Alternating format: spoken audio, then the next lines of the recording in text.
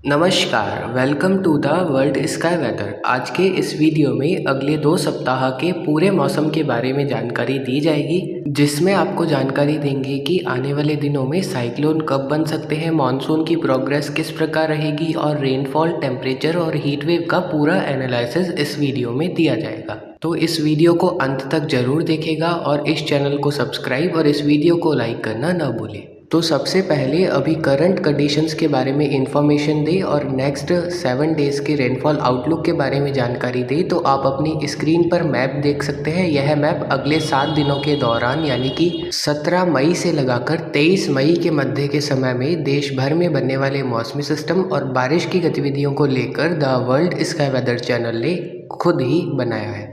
तो अभी current conditions यह है कि अंडमान एंड निकोबार आइलैंड में मानसून की दस्तक हो चुकी है। अगले 24 से 48 घंटों के दौरान मानसून के कुछ दक्षिणी अरब सागर, श्रीलंका के दक्षिणी हिस्सों और बंगाल की खाड़ी के दक्षिणी मध्य हिस्सों की तरफ आगे बढ़ने के लिए परिस्थितियां पूर्ण रूप से अनुकूल दिखाई दे रही है और IMD अब जल्द इसका अनुमान दे देगा। वहीं बंगाल की खाड़ी में जो well mark low pressure area बना हुआ था, अब वह कमज़ोर होकर एक लो प्रेशर एरिया के रूप में कन्वर्ट हो चुका है और उसका साइक्लोनिक वॉर्टेक्स अभी दक्षिण भारत के हिस्सों पर बना हुआ है। मॉडल्स के अनुसार यह संभावनाएं जताई जा रही है कि वह वोर्टेक्स अब दक्षिण भारत को क्रॉस करते हुए अरब सागर के दक्षिणी हिस्सों की तरफ आगे बढ़ेगा और उसी दौरान कई मॉडल्स के अनुसार यह संभावनाएं जताई जा रही है कि वह वोर्टेक्स अरब सागर में प्रवेश कर पश्चिम उत्तर पश्चिम दिशा की तरफ आगे बढ़ते हुए और भी इंटेंसिफाई हो सकता है। यानी कि आइकन मॉडल, GFS मॉडल और CFS मॉडल इस प्रकार के इंडिकेशंस दे रहे हैं कि जो वोर्टेक्स अभी बंगाल की खाड़ी के दक्षिणी हिस्सों पर है, वह दक्षिण भारत को क्रॉस करते हुए अगले 48 घंटों के बाद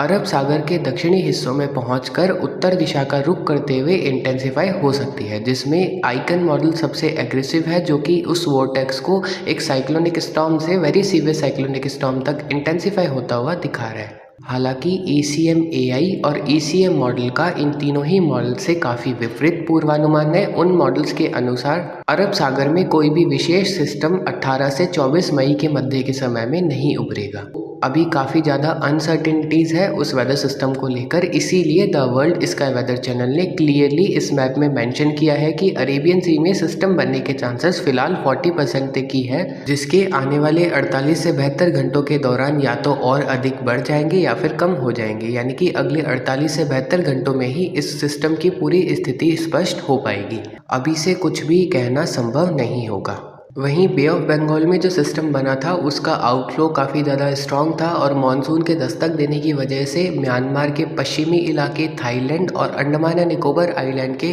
ज़्यादातर इलाकों में आने वाले दिनों के दौरान भी मध्यम से भारी बारिश की गतिविधियां जारी रह सकती है। वहीं दक्षिण भारत और उत्तर पूर्वी भारत में भी अगले एक सप्ताह के दौरान थंडरस्टॉर्म एंड लाइटनिंग के साथ बारिश की गतिविधियां जारी रहेगी। असम, मेघालय, नागालैंड, मणिपुर, मिजोरम, त्रिपुरा और अरुणाचल प्रदेश के ज़्यादातर इलाकों में अगले 7 दिनों के दौरान रुक रुक कर लाइट टू मॉडरेट रेनफॉल हो सकती है, जिसकी वजह से यहाँ नेक्स्ट 7 डेज का total rainfall accumulation on an average रूप में ज़्यादातर क्षेत्रों में 30 से 70 मिलीमीटर के बीच दर्ज हो सकता है। वहीं ओडिशा के कोस्टल इलाके, आंध्र प्रदेश के कोस्टल मध्य क्षेत्र, कुछ तेलंगाना के इलाके, वहीं पश्चिमी महाराष्ट्र, कर्नाटक, केरल और तमिलनाडु के अलग अलग भागों में अगले एक सप्ताह के दौरान रुक रुक कर शाम के समय मेघ गर्जन के साथ बारिश की गतिविधियां जारी रह सकती है, जिसकी वजह से यहाँ भी ज़्यादातर इलाकों में टोटल रेनफॉल एक्यूमुलेशन 20 से 40 मिलीमीटर और कुछ क्षेत्रों में 40 से 80 मिलीमीटर के बीच अगले एक सप्ताह के दौरान ऑन एन एवरेज रूप में दर्ज हो सकता है। और यह है एवरेज बारिश का आंकड़ा। इसमें कुछ क्षेत्रों में कम और कुछ क्षेत्रों में अधिक भी लोकलाइज्ड रेनफॉल दर्ज हो सकती है, जिसमें विशेषकर केरल और जो कर्नाटक के पश्चिमी इलाके हैं और उससे सटे तमिलनाडु के एक्सट्रीम वेस्टर्न पार्ट्स, वहाँ कुछ स्थानों पर भारी से बहुत भारी बारिश के दौर भी आने की वजह से टोटल रेनफॉल अगले एक सप्ताह के दौरान इन राज्यों के कुछ हिस्सों में 100 से 150 मिलीमीटर के बीच भी दर्ज हो सकती है। तो यह दक्षिण भारत और उत्तर पूर्वी भारत का मौसम पूर्वानुमान। उत्तर और मध्य भारत में पिछले कई दिनों से चल रहा बारिश का दौर अब थमने वाला है, क्योंकि वेस्टर्न डिस्टर्बेंस अब जा चुके हैं। हालांकि एक नया पश्चिमी विक्षोभ 20 से 22 मई के मध्य के समय में उत्तर भारत के इलाकों पर दस्तक देगा, जिसकी वजह से बादलों की आवाजाही उत्तर भारत के मैदानी और पहाड़ी दोनों ही हिस्सों में दर्ज होगी, लेकिन कोई व्यापक असर उस वेस्टर्न डिस्टर्बेंस का होने की संभावनाएं नहीं दिखाई दे रही है मेरे अनुसार। तो लेकिन फिर भी कुछ लोकलाइज्ड क्लाउडिंग और जो टेम्परेचर अब बढ़ने वाले हैं उसकी वजह से कुछ आइसोलेटेड प्लेसेस पर थंडरस्टॉर्म्स की गतिविधि पंजाब, हरियाणा, दिल्ली, दक्षिणी उत्तर प्रदेश और उत्तरी राजस्थान में 20 से 22 मई के मध्य के समय में संभव हो सकती है। J&K के नॉर्दर्न पार्ट्स, उत्तराखंड और हिमाचल प्रदेश के उत्तरी इलाकों में इस वेस्टर्न डिस्टर्बेंस का हल्की मध्यम बारिश के रूप में दर्ज हो सकता है। तो यह था अगले 7 दिनों का the World Sky Weather channel का पर्सनल एनालिसिस, और यह मैप पूरी तरह से मैंने ही क्रिएट किया है मल्टी मॉडल आउटलुक को ध्यान में रखते हुए। अब वीक 2 में किस प्रकार देश भर में बारिश होगी और सिस्टम बनेंगे उसका आउटलुक आप अपनी स्क्रीन पर देख सकते हैं। तो 24 मई से 30 मई के मध्य के समय के लिए यह मैप मान्य रहेगा। तो कुछ मॉडल्स जो आइकन GFS और CFS मॉडल दिखा रहे हैं, 18 से 23 मई के मध्य के समय में अरब सागर में सिस्टम, अगर वह सिस्टम बनता है तो वही सिस्टम 23 से 27 मई के मध्य के समय में या तो गुजरात के क्षेत्रों की तरफ आगे बढ़ सकता है या फिर ओमान के तटीय इलाकों की तरफ आगे बढ़ सकता है। फिलहाल उस सिस्टम के बनने की ही संभावनाएं 40% है, इसीलिए इस सिस्टम की इंटेंसिटी, ट्रैक और फॉर्मेशन एरिया को लेकर अभी कुछ भी कहना संभव नहीं होगा। हमने मैप में इसीलिए इंक्लूड किया है क्योंकि यह मैप मल्टी मॉडल के आधार पर बनाया है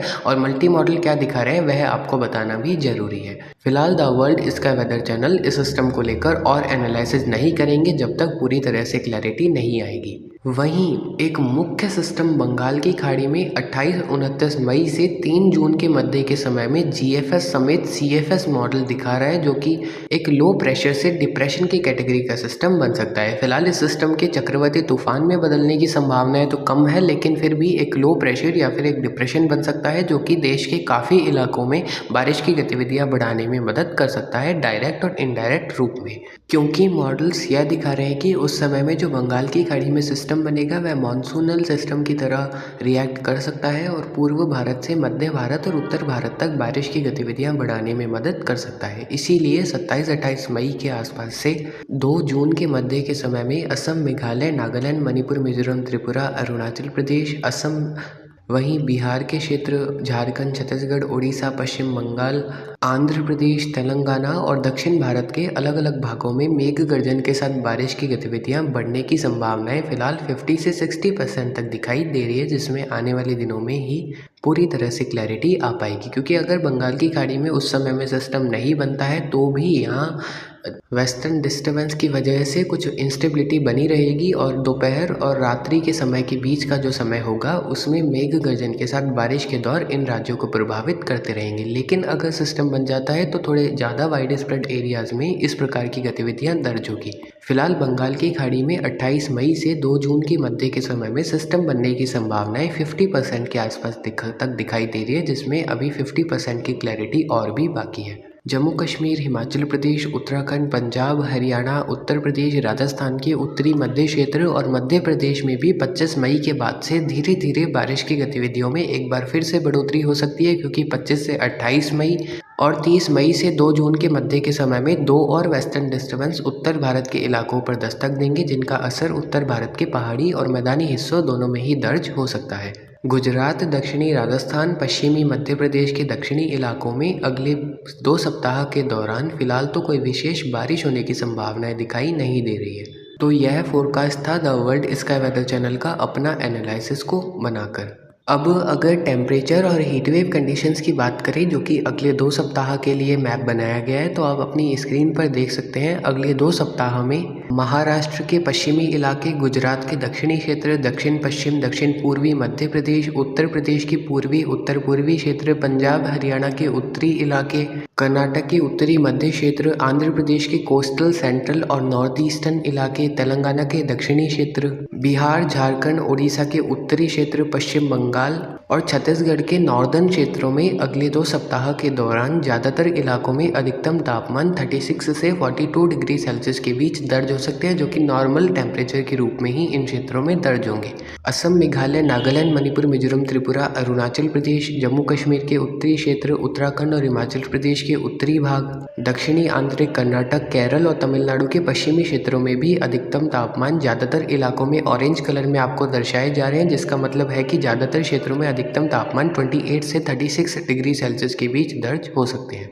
वहीं मुख्य रूप से अधिकतम तापमान अपनी चरम पर पंजाब हरियाणा के दक्षिणी क्षेत्र, दिल्ली, पश्चिमी उत्तर प्रदेश के क्षेत्र, उत्तर पश्चिमी मध्य प्रदेश और राजस्थान के ज़्यादातर इलाके, उत्तरी गुजरात, दक्षिणी छत्तीसगढ़, उत्तरी तेलंगाना, उत्तर पूर्वी महाराष्ट्र के क्षेत्र और उससे सटे आंध्र प्रदेश और ओडिशा के इलाकों में रहेंगे, जहां ज़्यादातर क्षेत्रों में अधिकतम तापमान 40 से 45 डिग्री सेल्सियस के बीच अगले 2 सप्ताह में दर्ज हो सकते हैं, जो कि सामान्य रूप से इस समय में इन क्षेत्रों में दर्ज होते हैं। और राजस्थान और कुछ उत्तर भारत के इलाके ऐसे भी हो सकते हैं जहां अधिकतम तापमान 45 से 48 डिग्री सेल्सियस के बीच दर्ज हो सकते हैं, विशेष रूप से 25 मई से 30 मई के मध्य के समय में, जो कि उस समय में पीक हीट वेव का दौर उत्तर भारत के इलाकों में चलता है। लेकिन इस बार थोड़ी कम गर्मी उस समय में उत्तर भारत में दर्ज हो सकती है। तो हीट वेव कंडीशन उत्तर भारत के इलाकों में अगले 2 सप्ताह के दौरान जारी रह सकती है। शेष भारत में कोई बहुत बड़े पैमाने पर लू चलने की संभावना नहीं है। नॉर्मल टेम्परेचर जो मई में होते हैं उसी के आसपास ईस्ट, साउथ और सेंट्रल इंडिया में टेम्परेचर दर्ज हो सकते हैं। नॉर्थ ईस्ट इंडिया में प्लीजेंट वेदर अगले 2 सप्ताह के दौरान जारी रह सकता है। तो यह complete outlook the World Sky Weather channel का अपना ही ओन एनालिसिस करके था, और आप सभी समझ चुके होंगे कि अगले 2 सप्ताह में देश भर में किस प्रकार टेम्परेचर, रेनफॉल आउटलुक देखने को मिल सकता है। वहीं केरल में मानसून के दस्तक देने की संभावनाएं 25 मई के आसपास दिखाई दे रही है, जिसका पूर्वानुमान the World Sky Weather channel ने काफ़ी दिनों पहले ही कर दिया था और अब IMD ने भी उसका जिक्र कर दिया है। IMD के अनुसार 26 मई के आसपास केरल में मानसून की दस्तक हो सकती है, जिसमें 3 से 4 दिनों की देरी या पहले भी मानसून की दस्तक हो सकती है। तो कुल मिलाकर the World Sky Weather channel का जो प्राइमरी पूर्वानुमान था 24 से 26 मई के मध्य के समय में केरल में मानसून की दस्तक को लेकर, अब वह सटीक साबित होता हुआ भी दिखाई दे रहा है। तो केरल में भी मानसून की दस्तक सामान्य समय से 4 से 6 दिन पहले दर्ज हो सकती है। तो यह था पूरा आउटलुक अगले 2 सप्ताह के मौसम को लेकर, जो कि the World Sky Weather channel का अपना था। तो अब अंत में वीडियो के आपको जानकारी दे देते हैं कि अगला वीडियो भी अगले 2 सप्ताह के मौसम को लेकर ही आएगा, लेकिन उसमें मानसून के बारे में भी आपको और अधिक से जानकारी दी जाएगी। तो आज की वीडियो में हमने अगले 2 सप्ताह के पूरे मौसम के बारे में जानकारी दी, जिसको आपको cyclone, temperature, rainfall, heat wave